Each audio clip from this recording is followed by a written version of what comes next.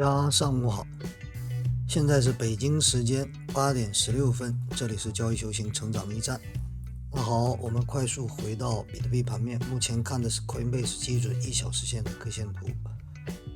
上一期视频我们是在这个位置附近下方止损做多，然后这个是昨天大概中午截了一张图啊，我的位置不是很好啊，是85000这个位置，然后上边止盈了一部分，然后目前把止损位抬高了上来啊，也就是说吃了一部分，剩下的你无论是原地平仓还是还能继续上，我都继续观望啊。现在的行情有点乱，不太好做啊。乱的原因是大的环境比较乱，无论是俄乌战争还是美国川普总统上来以后的各种，包括马斯克的各种行动啊，扑朔迷离，没法量化，没法分析，我们只能单纯的看 K 线。上期视频还是上期视频我讲过啊， K 线分析为什么最重要？因为无论是政治、经济、国家之间的乱局，这一切人性都融在这个 K 线，反映在这个 K 线了。所以把 K 线分析好等于什么？其他消息面数据很多东西就不用看了，你即便看也看不明白，没法量化，没法左右你的这个交易该怎么做。所以说我们还是 K 线分析为主啊。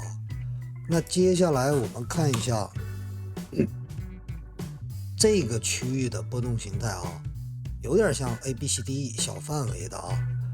那 ABCDE 如果是成立的话，刚才上来又往下掉，我们先看一下斐波那契，它回调的位置是多少？大概其回调到 0.618， 如果它能上来，下方止损，如果它破位了，我们还得观望啊，这是小范围的啊。把上期的这个删掉，现在这个趋势线还在这个位置纠缠啊，这个我们也删掉，尽可能 K 线分析的时候把没有用的全部拿掉，不然会非常混乱啊，你的思维也会乱。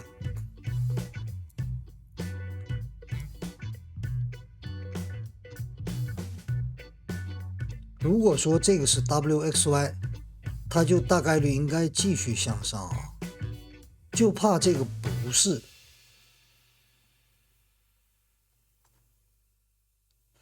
所以现在这行情还是要谨慎的去做。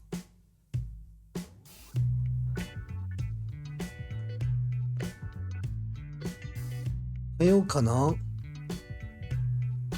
ABC 上来再下来一趟都有可能啊。所以现在的原则就是什么？只要不破上升通道的下沿，我们就不轻易做空啊。这种假破位就是要最小心的。但是你看，比如说破位了以后，你追空，上方设止损的话，你亏不了多少钱啊。我们仔细观察 K 线啊，很多时候都是阶梯式的这么下跌，没完没了的，然后突然反方向，然后还有上来一下子掉下来，像这个地方急涨急跌，一个拱门的形态，或者是反过来倒 U 的微反，这种典型的微反，所以它能形成什么头肩底。你要按波动形态上来看的话，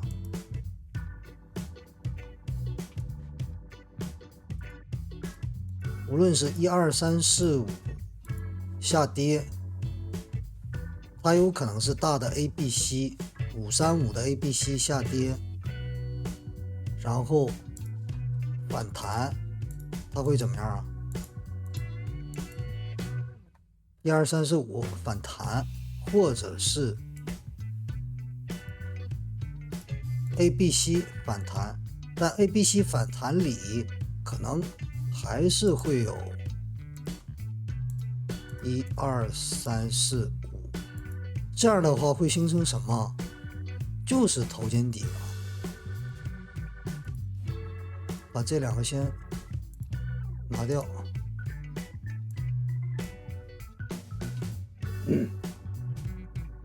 底，左肩、右肩。所以头肩底某种程度上，你把波动理论跟波动形态看明白了，头肩底就比较简单了。然后这个位置画了一个趋势线，下方止损做多，它是上来以后回踩直接就做多，如果它回踩没能反弹，那它就不是头肩底啊，很简单。所以止损是一定要跟着的，必须跟着止损。通常大部分是在哪儿了？就像这波行情，下方止损做多，没止损，那你扛单，这块也是一样的啊。下方止损做多，扛单，继续扛单，你的杠杆倍数越来越大。然后刚开始你亏的非常少啊，由于你没有止损怎么样？你没完没了的加大杠杆比重，导致最后怎么样？爆仓，就是这个逻辑啊。所以说资金比重，你的整体的杠杆倍率一定要算清楚，然后你得舍得止损啊。你要舍不得止损，你这个坑就越来越大，你根本扛不住啊。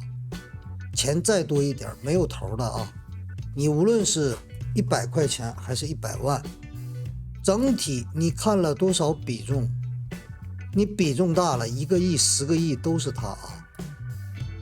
加密货币市场的体量现在也越来越大，所以说大多数这个散户的那点资金量根本什么都不是，所以一定要清楚这一点。想稳定盈利，把止损关先过了。如果止损关过不了，你就是赌博。就像这边典型的麦当劳式的阶梯式下跌，你以为结束了，没结束，又没结束，又没结束，又没结束，这边已经让你绝望了啊！甚至一键反手追空，结果人家反弹了，这种特别多啊。包括这边一根针上来，你追多回来，你再补仓，终于起来了，结果一下子又下来，非常反人性啊。所以大部分人他受不了就受不了在这儿，行情稍微鼓动一下，完了你这个时间节点你会怎么样？看一看各种信息，大包小报，一些什么主流媒体、非主流的所谓的专家教授，你看完以后不断的左右摇摆你的思维以及接下来你的行为动作，但这些都关乎于怎么样你的账户的增减。所以人类大部分是什么？就是逃避问题，推卸责任。做好了我聪明，做不好都怪他，就怪这个人讲的，就怪这个交易修行，他说这个地方下方止损做多，结果我亏钱了。谁让你看的？谁让你信的？你没脑子吗？还有我明确告知你，下方止损做多，或者是上方止损做空，选择权在于你。我一直在强调什么？赚了是行情给予的，市场给的，谢谢运气。你亏了是凭实力亏啊，你能锁定多少风险，这个是本事。这个本事从哪儿来？K 线分析、数据分析，紧跟时事。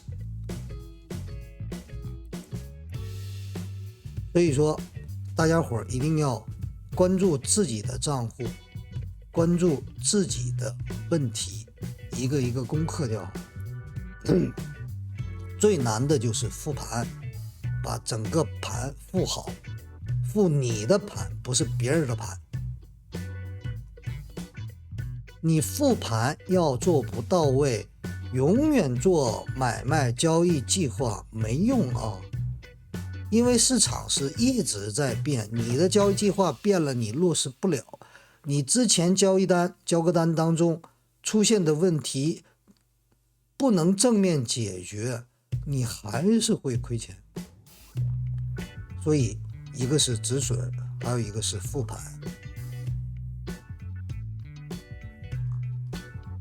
刚刚说了几分钟，这个行情又往下掉下来啊，所以说短时间内都会有这么大的变化。